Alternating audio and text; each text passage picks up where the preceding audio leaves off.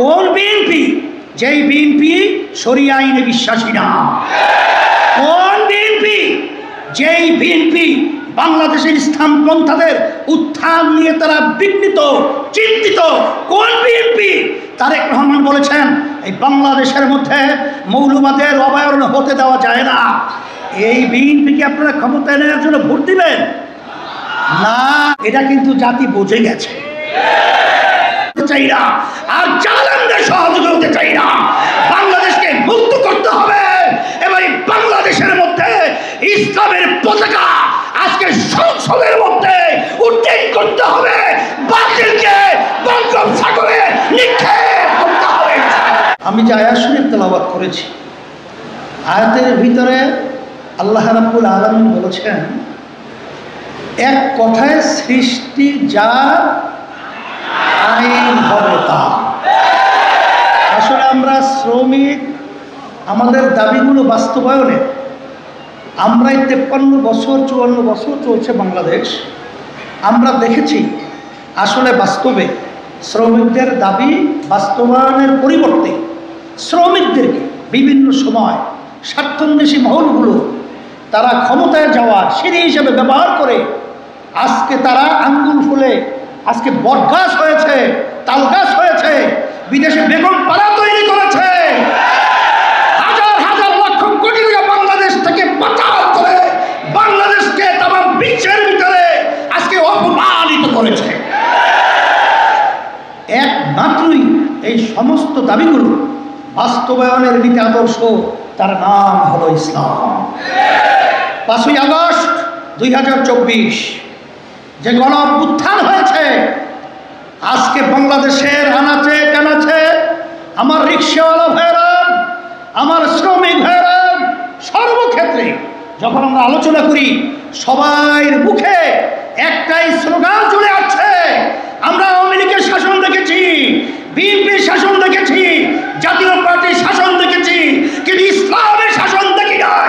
আজকে 24-এর পরে ইসলামিক শাসন বাংলার জমিনের ভিতরে বাস্তবায়ন করব। সংসদ ইসলামের পতাকা পথ করে উঠতে থাকবে। এখন কথা হলো পরিবেশ তো তৈরি হয়েছে, কি তৈরি হয়েছে? এখন এই পরিবেশ কাজে লাগাতে হলে আমি বলবো আজকে বাংলাদেশের মধ্যে বিভিন্ন রাজনৈতিক দলগুলো তাদের নীতি আদর্শ বাস্তবায়নের জন্য আজকে দেখেন রাত্র নাই দিন নাই, অর্থকে অর্থ মনে করছে না, সর্বত্র তারা এমনভাবে সারা দেশকে চষে বেড়াচ্ছে। সে তুলনায় আমাদের গতি যদি পাল্লায় না টিকতে পারেন তাহলে এই ফসল ঘরে উঠাবেন কিভাবে?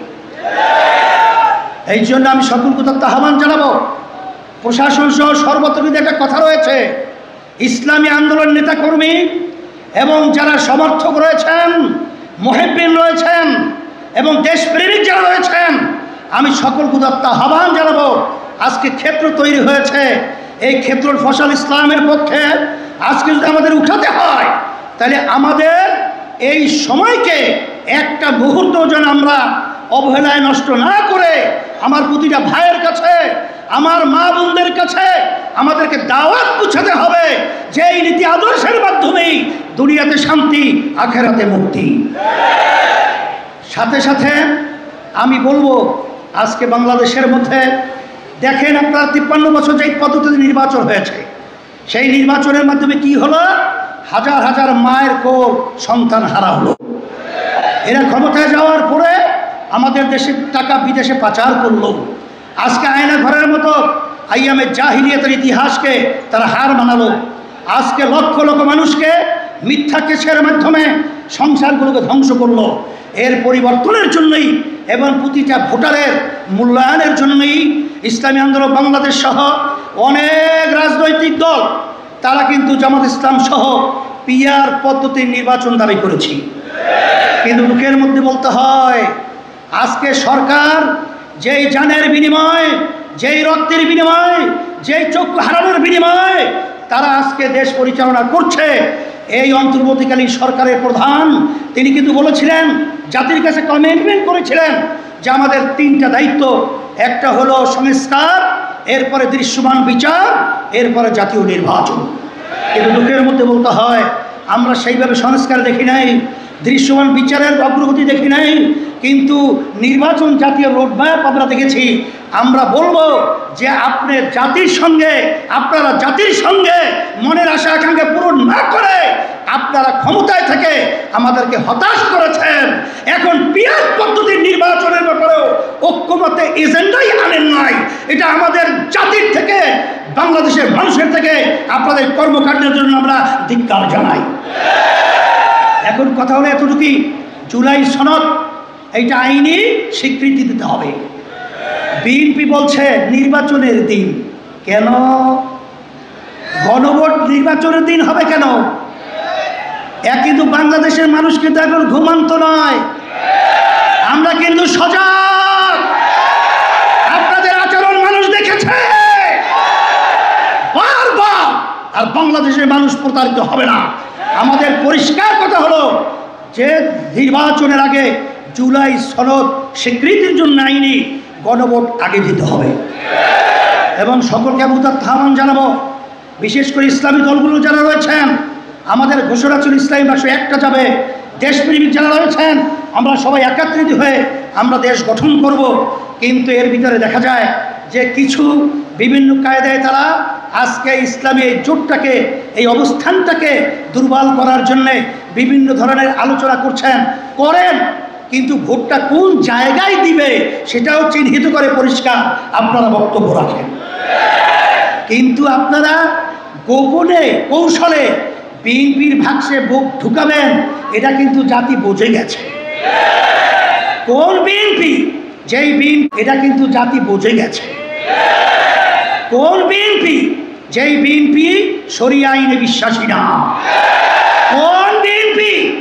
যেই বিএনপি বাংলাদেশের ইসলাম পন্থাদের উত্থান নিয়ে তারা বিঘ্নিত, চিন্তিত। কোন বিএনপি? তারেক রহমান বলেছেন এই বাংলাদেশের মধ্যে মৌলবাদের অবয়ারণ হতে দেওয়া যায় না। এই বিএনপিকে আপনারা ক্ষমতায় নেওয়ার জন্য ভোট দিবেন না। আজকে ইসলামের পক্ষে, আজকে আপনারা সবাই বক্তব্যের মাধ্যমে এটা পরিষ্কার করবেন।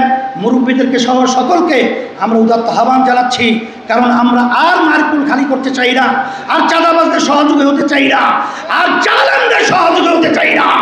বাংলাদেশকে মুক্ত করতে হবে এবং বাংলাদেশের মধ্যে ইসলামের পতাকা আজকে সংসদের মধ্যে উড্ডীন করতে হবে। বাতিলকে বঙ্গোপসাগরে নিক্ষেপ করতে হবে। সকলকে ধন্যবাদ জানিয়ে আজকে এখন মিছিল হবে। আমরা সবাই তরিক মিছিলের ভিতরে আমরা শরিক হব এই দাবি আদায়ের লক্ষ্যে। আমরাও যাচ্ছি, তাড়াতাড়ি আপনারা চলে যান, আর কোনো বিশৃঙ্খলা